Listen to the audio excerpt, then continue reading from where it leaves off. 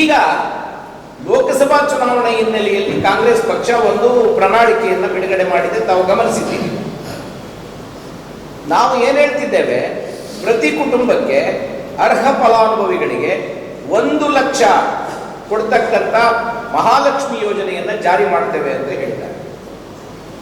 ಬಿಜೆಪಿಯ ಎಲ್ಲ ವಕ್ತಾರರು, ಬಿಜೆಪಿ ಪಕ್ಷದ ಮುಖಂಡರು ಕೇಳ್ತಿರೋ ಪ್ರಶ್ನೆ, ನೀವು 1 ಲಕ್ಷ ಕೊಡಬೇಕಾದ್ರೆ ನಿಮಗೆ 55 ಲಕ್ಷ ಬೇಕಾಗ್ತದೆ, ಎಲ್ಲಿಂದ ತಂದು ಕೊಡ್ತೀರಿ ಅಂತ ಕೇಳ್ತಿದ್ದಾರೆ.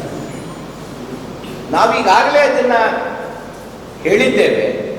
ಯಾರು ಅರ್ಹ ಫಲಾನುಭವಿಗಳಿರ್ತಾರೆ, BPL ಕೆಳಗಿರ್ತಾರೆ, ಅಂಥವರಿಗೆ ಅವ್ರ ಖಾತೆಗಳಿಗೆ 1 ವರ್ಷಕ್ಕೆ 1 ಲಕ್ಷ, ಕಾಂಗ್ರೆಸ್ ಕೊಡ್ತಕ್ಕಂಥ 2024 ಒಟ್ಟು 1,24,000 ಈ ಬಡ ಅರ್ಹ ಕುಟುಂಬಗಳಿಗೆ ಕೊಡೋದಕ್ಕೆ ಕಾಂಗ್ರೆಸ್ ಪಕ್ಷ ನಿಶ್ಚಯವಾಗಿ ತೀರ್ಮಾನ ಮಾಡಿದೆ. ಇದನ್ನು ಜಾರಿಗೊಳಿಸೋದು ನಮ್ಮ ಬದ್ಧತೆ ಅಂತ ಈಗಾಗಲೇ ಹೇಳಿದ್ದೇವೆ.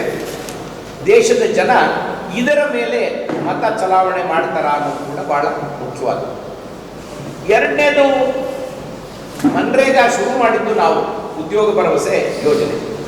ಅದು ಗ್ರಾಮೀಣ ಪ್ರದೇಶದ ಉದ್ಯೋಗ ಭರವಸೆ ಯೋಜನೆಯನ್ನು ಜಾರಿ ಮಾಡಿದಾಗ ಬಿಜೆಪಿಯವರು ಪಾರ್ಲಿಮೆಂಟಿನ ಒಳಗಡೆ ವಿರೋಧ ಮಾಡಿದ್ರು, ಹೊರಗಡೆ ಇದು ಯೋಗ್ಯವಾದದ್ದಲ್ಲ, ಪೋಲಾಗ್ತದೆ ಹಣ ಅಂತ ಮಾತನಾಡೋದು.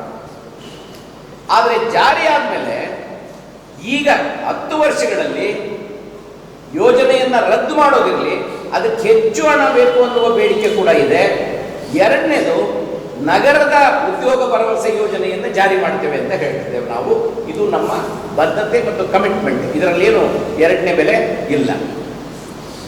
ಮೋದಿಯವರು ರೈತರ ಬಗ್ಗೆ ಪ್ರತಿದಿನ ಅಡ್ವರ್ಟೈಸ್ಮೆಂಟ್ ಬರ್ತದೆ. ರೈತರ ಮಿನಿಮಮ್ ಸಪೋರ್ಟ್ ಪ್ರೈಸ್, ಕನಿಷ್ಠ ಬೆಂಬಲ ಬೆಲೆಯನ್ನು ಜಾಸ್ತಿ ಮಾಡ್ತೀವಿ ಅಂತ ಹೇಳ್ತಿದ್ದಾರೆ.